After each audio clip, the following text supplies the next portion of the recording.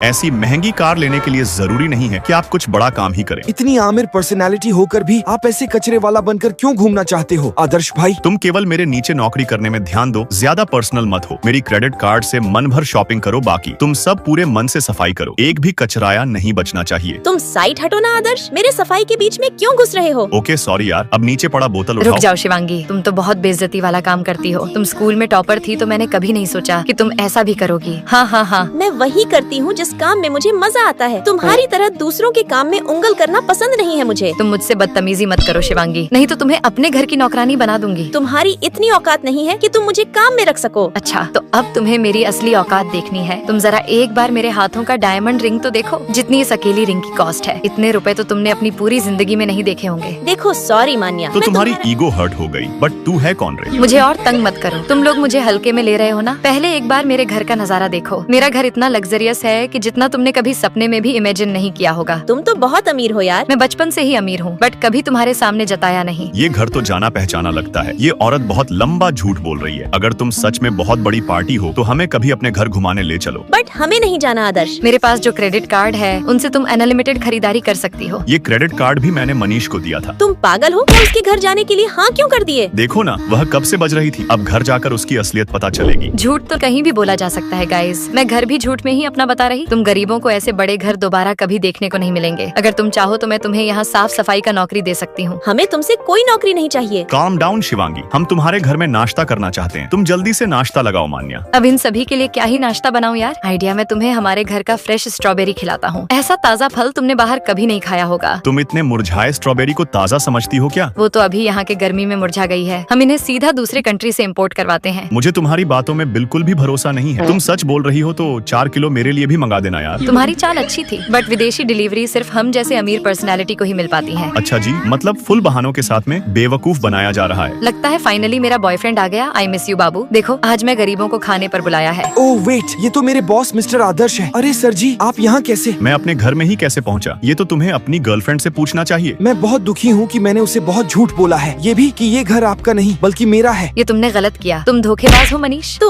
अब मुझे समझ आया कि तुम अचानक से इतने अमीर कैसे दिख रही थी। तुम झूठी हो मान्या। अब तुम भी क्रेडिट कार्ड भी अपने पास रखो। मैं जा रही। रुको मान्या, थोड़ा मेरे घर का स्ट्रॉबेरी तो खाते जाओ। बकवास मत करो, मैं तुम्हें तुम्हारे स्ट्रॉबेरी का पैसा देकर जाऊंगी। तुम गुस्सा मत हो, तुम्हारी गलती नहीं है मान्या। हम तुम्हें देखते ही समझ गए थे कि तुम गरीब हो। प्लीज मुझे माफ कर दो शिवांगी, मैंने मेरी फेक अमीरी दिखाई थी। जरा कान पास लाओ बेबी, तुम बहुत बड़ी फ्रॉड हो। तुमने हमारा ही घर हमें दिखाया, फिर इसके बाद मैं अपनी माँ के पास गई। उन्हें आदर्श से मिलाना था। बट हम दोनों तो पहले से मिल चुके हैं। तो बताओ आदर्श, क्लास 1 से लेकर क्लास 6 तक तुमने मेरे दिमाग खाया। तुम्हारा मन नहीं भरा जो अब तुमने मेरी बेटी पर भी नजर डाल दिया। मम्मी, आप आदर्श को इतना प्रीजज क्यों कर रही हो? ये आज की डेट में बहुत समझदार बच्चा है। आर यू कॉमेडी में? इसने तुम्हें भी वही झूठी सैड स्टोरी सुनाकर इम्प्रेस किया है क्या? मैंने अब झूठ बोलना बंद कर दिया है आंटी। देखो, हम शादी के कपड़े भी ले आए। मुझसे दूर रहो। बचपन के 6 सालों में तुमने मुझे बहुत परेशान किया है आदर्श। अब मैं वापस तुम्हें नहीं झेल सकती। तो अब क्या होने वाला है?